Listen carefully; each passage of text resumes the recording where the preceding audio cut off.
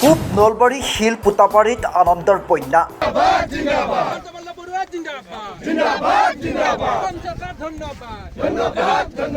Nursing college স্থাপনৰ সিদ্ধান্তক আদৰণি ৰাইজৰ।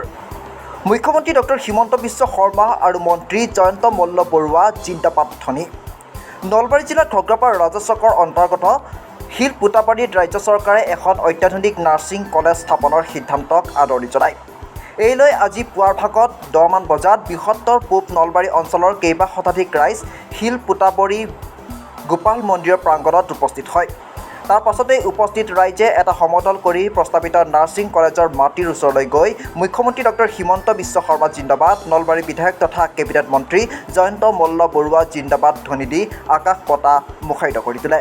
একেহাৰে চৰকাৰৰ যিটো সিদ্ধান্ত যে বৃহত্তৰ পূব নলবাৰী অঞ্চলৰ গুৱাগুচি গাঁৱৰ শিলপতা গোপাল মন্দিৰ প্ৰাংগণত ওচৰতে সমীপত যি নাৰ্ছিং কলেজ নিৰ্মাণৰ কাৰণে যিটো সিদ্ধান্ত গ্ৰহণ কৰিছে, আমি পূব নলবাৰী অঞ্চলৰ ৰাইজ হিচাপে আমি চৰকাৰক স্বাগতম জনাইছোঁ।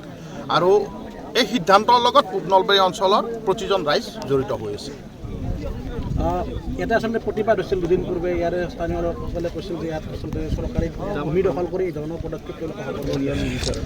তো ইয়াত এটা কথা স্পষ্ট হৈ গৈছে যে ইয়াত 2-4জন কংগ্ৰেছৰ দালাল, যিসকলে জাতি আৰু ধৰ্মৰ নামত বিগত সময়তো তেওঁলোকে বিভিন্ন ধৰণৰ ভাগ কৰি যে সমাজখনৰ অৱস্থা একেবাৰে ধ্বংস কৰাৰ যিটো প্ৰয়াস, সেই প্ৰয়াসটো আমি ইয়াত কিছুদিন আগত কৰাটো দেখিছোঁ।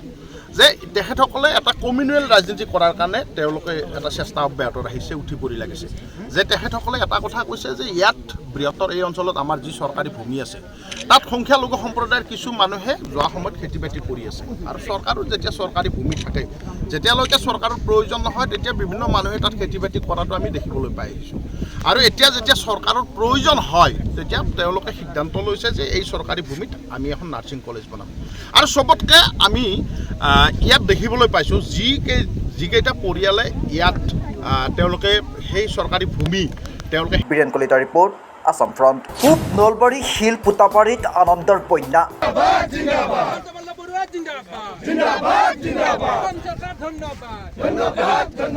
নাৰ্ছিং কলেজ স্থাপনৰ সিদ্ধান্তক আদৰণি ৰাইজৰ। মুখ্যমন্ত্ৰী ডক্টৰ হিমন্ত বিশ্ব শৰ্মা আৰু মন্ত্ৰী জয়ন্ত মল্ল বৰুৱা জিন্দাবাদ ধ্বনি। নলবাৰী জিলাৰ ঘগ্ৰাপাৰ ৰাজচকৰ অন্তৰ্গত শিল পুতাপাৰীত ৰাজ্য চৰকাৰে এখন অত্যাধুনিক নাৰ্ছিং কলেজ স্থাপনৰ সিদ্ধান্তক আদৰণি জনায়।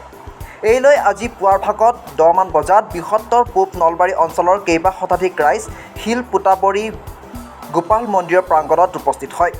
তাৰ পাছতেই উপস্থিত ৰাইজে এটা সমদল কৰি প্ৰস্তাৱিত নাৰ্ছিং কলেজৰ মাটিৰ ওচৰলৈ গৈ মুখ্যমন্ত্ৰী ডক্টৰ হিমন্ত বিশ্ব শৰ্মা জিন্দাবাদ, নলবাৰী বিধায়ক তথা কেবিনেট মন্ত্ৰী জয়ন্ত মল্ল বৰুৱা জিন্দাবাদ ধ্বনি দি আকাশ পতা মুখাৰিত কৰি তোলে। একেহাৰে চৰকাৰৰ যিটো সিদ্ধান্ত যে বৃহত্তৰ পূব নলবাৰী অঞ্চলৰ গুৱাগুচি গাঁৱৰ শিলপতা গোপাল মন্দিৰ প্ৰাংগণত ওচৰতে সমীপত যি নাৰ্ছিং কলেজ নিৰ্মাণৰ কাৰণে যিটো সিদ্ধান্ত গ্ৰহণ কৰিছে, আমি পূব নলবাৰী অঞ্চলৰ ৰাইজ হিচাপে আমি চৰকাৰক স্বাগতম জনাইছোঁ। আৰু এই সিদ্ধান্তৰ লগত পূব নলবাৰী অঞ্চলৰ প্ৰতিজন ৰাইজ জড়িত হৈ আছে। এটা আচলতে প্ৰতিবাদ হৈছিল দুদিন পূৰ্বে, ইয়াৰে স্থানীয় লোকসকলে কৈছিল যে ইয়াত আচলতে চৰকাৰী ভূমি দখল কৰি এই ধৰণৰ পদক্ষেপ তেওঁলোকে হাতত লোৱা নিবিচাৰে। তো ইয়াত এটা কথা স্পষ্ট হৈ গৈছে যে ইয়াত 2-4জন কংগ্ৰেছৰ দালাল, যিসকলে জাতি আৰু ধৰ্মৰ নামত বিগত সময়তো তেওঁলোকে বিভিন্ন ধৰণৰ ভাগ কৰি যে সমাজখনৰ অৱস্থা একেবাৰে ধ্বংস কৰাৰ যিটো প্ৰয়াস, সেই প্ৰয়াসটো আমি ইয়াত কিছুদিন আগত কৰাটো দেখিছোঁ। যে তেখেতসকলে এটা কমিউনেল ৰাজনীতি কৰাৰ কাৰণে তেওঁলোকে এটা চেষ্টা অব্যাহত ৰাখিছে, উঠি পৰি লাগিছে।